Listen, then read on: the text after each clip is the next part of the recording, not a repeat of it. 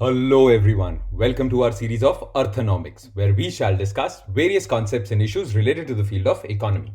And today we are going to talk about Partial Credit Guarantee Scheme 2.0. आपने सुना होगा news में government of India ने ये 2.0 वर्जन निकाला है पार्शियल क्रेडिट गारंटी स्कीम का।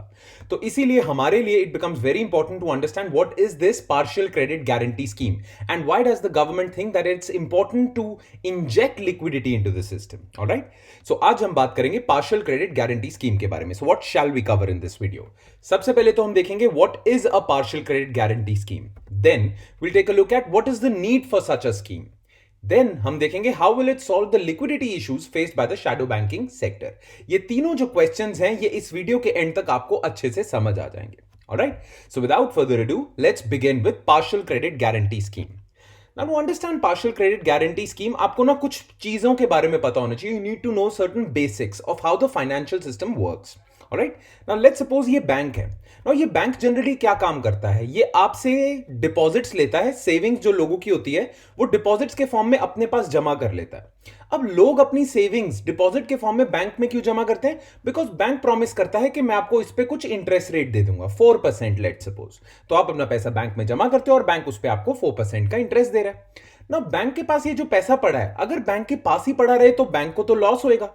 बैंक को अगर प्रॉफिट कमाना है तो बैंक को इसी डिपॉजिट को आगे लोन आउट करना पड़ेगा, राइट? तो बैंक क्या करता है, जो भी पैसा आपने बैंक के पास डिपॉजिट के फॉर्म में जमा कर रखा है जिसपे बैंक को आपको 4% इंटरेस्ट देना पड़ रहा है, बैंक उसी पैसे को आगे लोन आउट कर देता है, उसका लोन दे देता है। और लेट्स सपोज वो लोन दे रहा है 6% पे, राइट?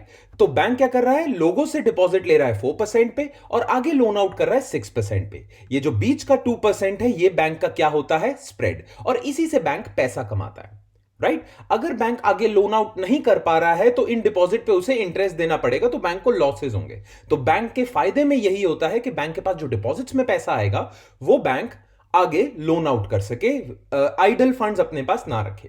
नाउ इस सारे प्रोसेस को, जैसे कि अगर आप मेरी पुरानी वीडियोस फॉलो कर रहे हो तो you know what this process is known as. This process is known as financial intermediation. And सिर्फ बैंक्स ही फाइनेंशियल इंटरमीडिएशन नहीं करते, बैंक्स के अलावा शैडो बैंकिंग सेक्टर भी फाइनेंशियल इंटरमीडिएशन करता है। अब शैडो बैंकिंग सेक्टर में क्या आ जाता है? शैडो बैंकिंग सेक्टर में आ जाते हैं NBFCs, non banking finance companies.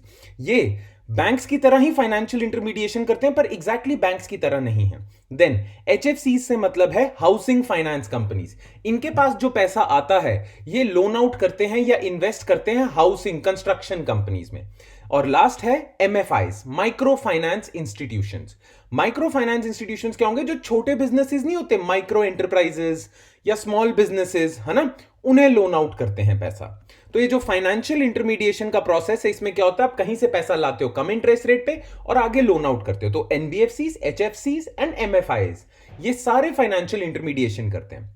और बैंक्स के साथ साथ हमारी इकोनॉमी के लिए ये शैडो बैंकिंग सेक्टर भी इंपॉर्टेंट है, बिकॉज जितनी भी इंडस्ट्रीज है हमारे कंट्री में, जितनी भी हाउसिंग इंडस्ट्री है, जितनी भी स्मॉल इंडस्ट्रीज हैं, जितनी भी एमएसएमईज हैं, वो इन्हीं शैडो बैंक्स पे डिपेंड करती हैं फॉर मच नीडेड फाइनेंस। उन्हें जब पैसे की जरूरत होती है तो वो शैडो बैंक्स के पास जाते हैं या बैंक्स के पास जाते हैं। इसीलिए financial sector is extremely extremely extremely important. Alright, चलिए अब बैंक के ना फायदे में क्या क्या होता है, बैंक जनरली क्या करने की कोशिश करता है, आपको पूरा तो समझ आ गया बैंक का बेसिक पर्पस ना। बैंक्स ना जनरली कोशिश करते हैं दो चीजों की।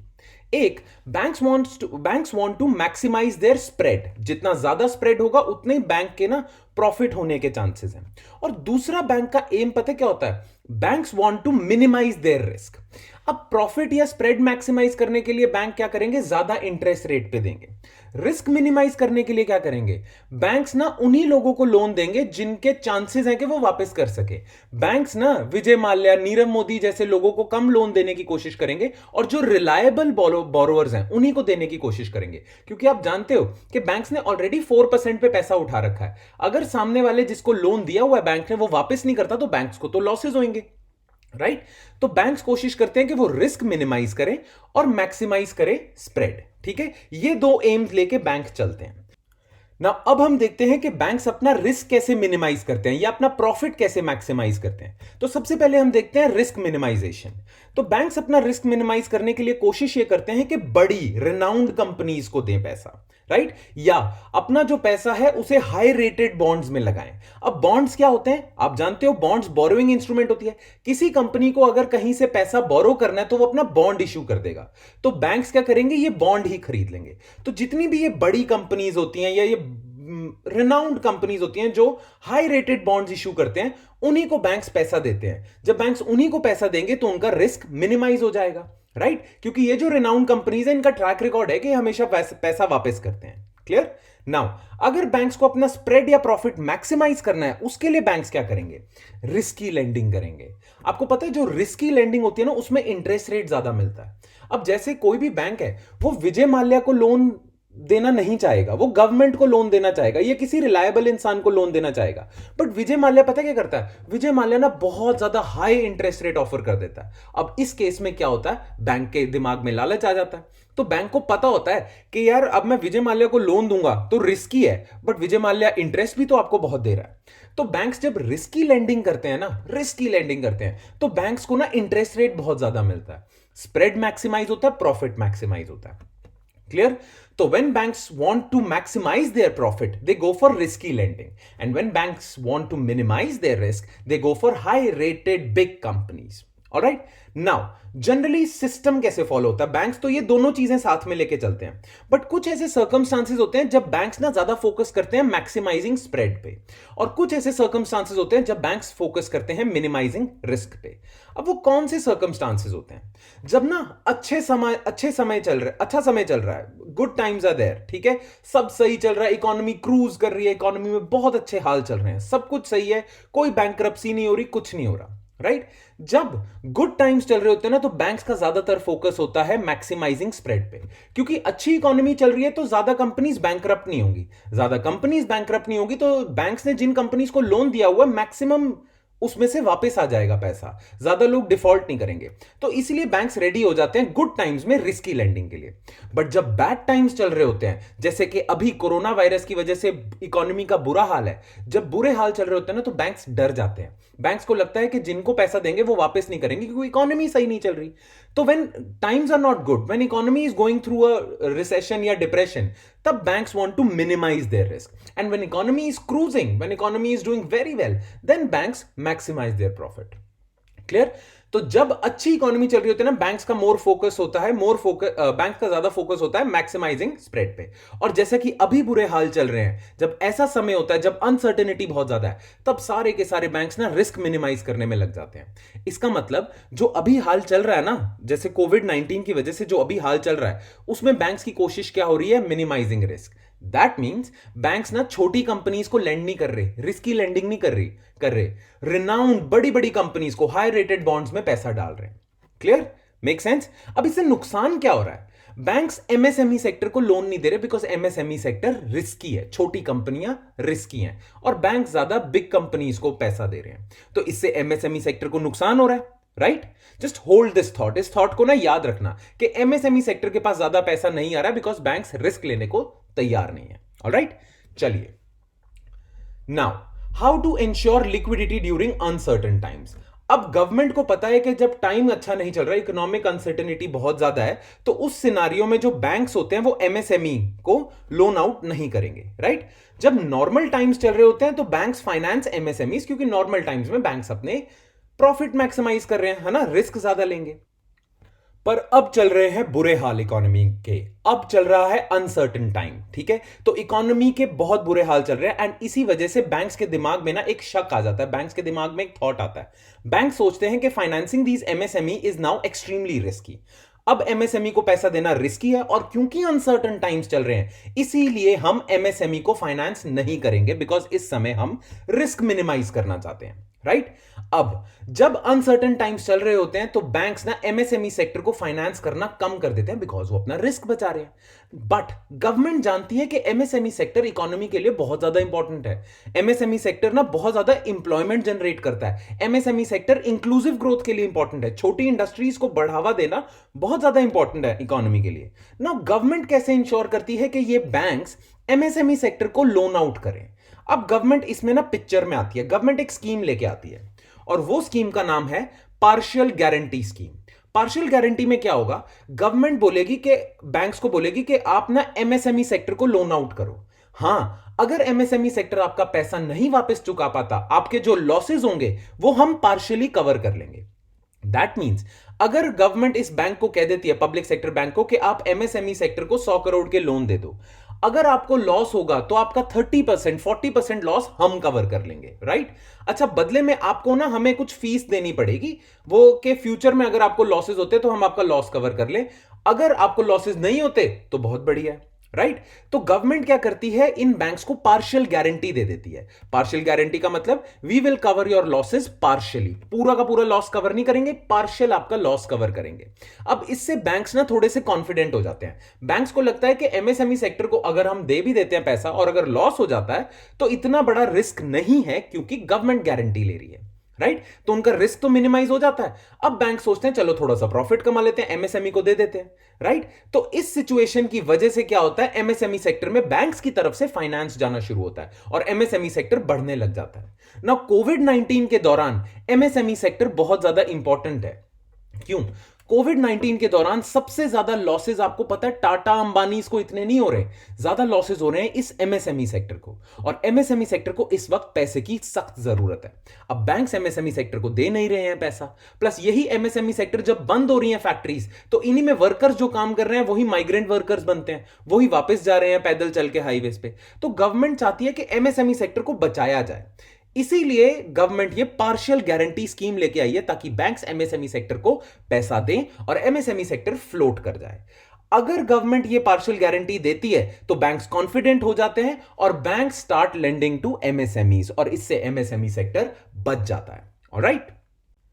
अच्छा, ये जो गवर्नमेंट पार्शियल गारंटी ले रही है ना बैंक्स की, इसे हम पब्लिक क्रेडिट गारंटी भी कहते हैं, ठीक है। When government takes guarantee of the loans given by banks, then we call this scheme as public credit guarantee scheme.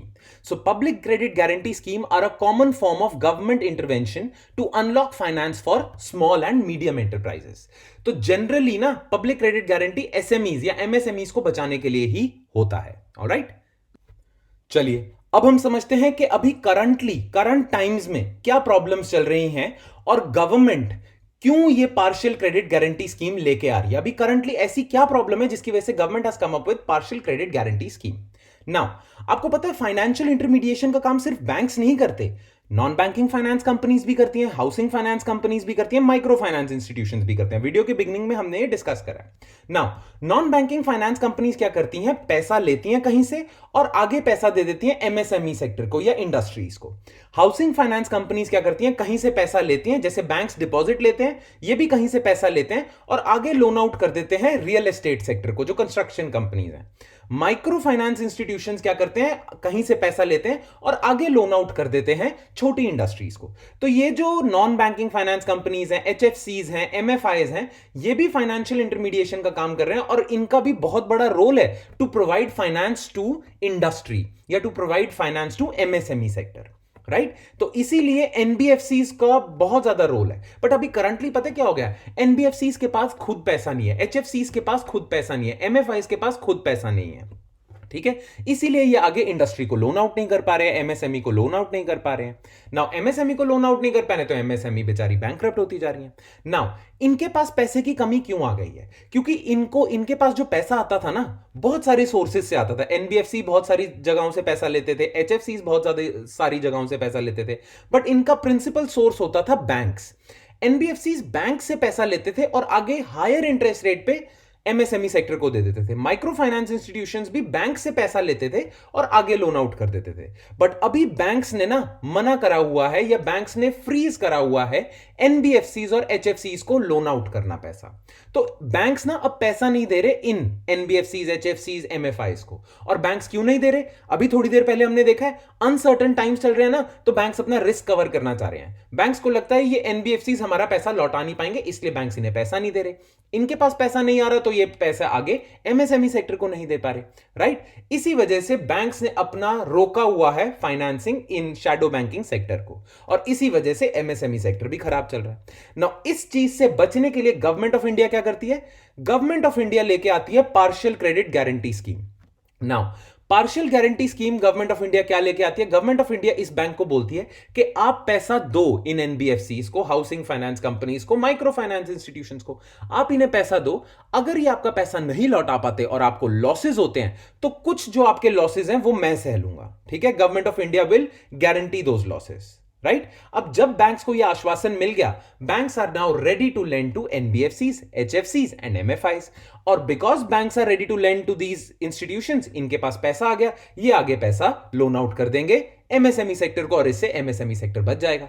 This is why partial credit guarantee scheme is of such importance for our economy, ठीक है? Partial credit guarantee scheme assumes great significance, enormous significance for current situation. Clear? चलिए, अब आपको मोटे मोटे तौर पे तो समझ आ गया कि पार्शियल क्रेडिट गारंटी स्कीम है क्या। अब हम देखते हैं कि जो अब गवर्नमेंट ऑफ इंडिया स्कीम लेके आई है, पार्शियल क्रेडिट गारंटी स्कीम, इसकी डिटेल्स क्या है? एक बारी थोड़ी सी डिटेल्स ब्रीफ में देख लेते हैं। Alright, so government of India partial credit guarantee scheme, पहला पॉइंट देखते हैं। India has eased the norms of the partial credit guarantee scheme and extended its timeline as it aims to address liquidity issues of non-bank lenders. Non-bank lenders याद है ना? NBFCs, HFCs, MFIs. Now ये जो पहली line है ना, इसका मतलब पता है क्या है? इसका मतलब ये है कि partial credit guarantee scheme government of India ने ऑलरेडी चलाई हुई थी बिफोर कोविड-19 क्राइसिस, ठीक है? बट कोविड-19 क्राइसिस आने के बाद गवर्नमेंट ऑफ इंडिया ने उसकी जो टाइमलाइन है वो एक्सटेंड कर दी। मतलब वो स्कीम अभी जून तक खत्म होने वाली थी, बट गवर्नमेंट ऑफ इंडिया ने कहा है कि जून के बाद तक भी ये स्कीम चलती रहेगी, ठीक है? So India has eased the norms of partial credit guarantee scheme and extended its timeline as it aims to address liquidity issues of non bank lenders and secure them from future defaults amid the disruptions caused by COVID-19 pandemic. तो NBFCs वगैरह को जो पैसे की requirement है वो पूरी कर रहे हैं। क्यों?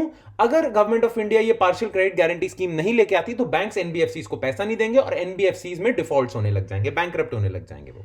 Alright, second point, the extended scheme addresses temporary liquidity mismatches of otherwise solvent. Otherwise solvent मतलब कि ये already जो bankrupt नहीं है ना, NBFCs, MFIs, HFCs, उनके बारे में बात कर रहे हैं। So the extended scheme addresses temporary liquidity mismatches of otherwise solvent NBFCs, MFIs, HFCs without having to resort to distress sale of their assets for meeting their commitments, ठीक है?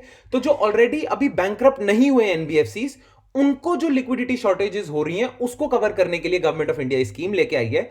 क्योंकि अगर गवर्नमेंट ऑफ इंडिया स्कीम नहीं लेके आई तो इन NBFCs को पता क्या करना पड़ेगा? इन्होंने जो बॉन्ड्स वगैरह खरीदे हुए ना, एनबीएफसीज ने जो बॉन्ड खरीदे हुए हैं, मतलब एनबीएफसी ने बॉन्ड खरीद के किसी कंपनी का, उस कंपनी को लोन दिया हुआ है, राइट? तो एनबीएफसी ने जो बॉन्ड खरीदे हुए उन्हें बेचना पड़ेगा अपने आप को बचाने के लिए, राइट? तो इसीलिए वो नौबत ना आए, वो डिस्ट्रेस सेल ना करे और उनको पैसा मिल जाए ऑलरेडी, इसके लिए गवर्नमेंट ये स्कीम लेके आई है। जैसी गवर्नमेंट ये स्कीम लेके आती है, एनबीएफसीज को बैंक से पैसा मिलना शुरू हो जाता है, राइट? दिस थर्ड पॉइंट देखते हैं। This scheme was first introduced in union budget 2019-20 and was amended in December to accommodate low rated NBFCs, जिनकी रेटिंग कम है। जिनकी रेटिंग कम है मतलब जो ज्यादा रिस्की हैं, ऑलराइट? तो दिसंबर से ये स्कीम चल रही है। यूनियन बजट जो पिछले साल का यूनियन बजट था उसमें अनाउंस तो हुई थी, बट दिसंबर में अमेंडमेंट करने के बाद first phase of partial credit guarantee scheme चल रहा था। जो अभी गवर्नमेंट ऑफ इंडिया ने अनाउंसमेंट करी है वो second phase of partial credit guarantee scheme है। दैट इज व्हाई टाइटल इस वीडियो का क्या है? Partial credit guarantee scheme 2.0। Alright, the finance minister has approved this scheme's extension with an additional credit guarantee facility relating to short term NBFCs and HFC debt papers. Alright, थोड़ी और detail जान लेते हैं। इसका जो फर्स्ट फेज था, जो दिसंबर से स्टार्ट हुआ था, ठीक है, उसके बारे में जानकारी ले लेते हैं थोड़ी सी। The first phase, a one time partial guarantee to state run banks, मतलब PSBs, public sector banks, for first loss of up to 10% on pooled assets purchase from NBFCs, एचएफसीज, एमएफआईज। तो जितना भी आपने लोन दिया हुआ है ना किसी बैंक ने, NBFCs, HFC, MFIs, government of India कहती है कि अगर आपको जो लॉस होता है 10% लॉस हम कवर कर लेंगे। ऑलराइट, तो पहले फेज में ये था। इन the first phase, loan pooled assets, loan pooled assets का मतलब एक बैंक ने टोटल कितना लोन दिया हुआ है इन एनबीएफसीज, एचएफसीज को। In the first phase, loan pooled assets between 8,000 crore to 10,000 crore had been invoked, मतलब बैंक्स ने कह दिया था कि 8,000 टू 10,000 करोड़ तक के हमारे लॉसेज हो गए, आप इसके 10% की भरपाई करिए। This means that government had paid guarantees of around 1,000 crore. तो पहले ना बैंक्स जो हैं उन्होंने 8,000 करोड़ से लेकर 10,000 पहले फेज में बोल दिया था कि इतने हमारे लॉसेज हो गए तो इसका 10% आप कवर करो। दैट मीन्स गवर्नमेंट ने 1,000 करोड़ खर्च कर दिया गारंटी पे करने में।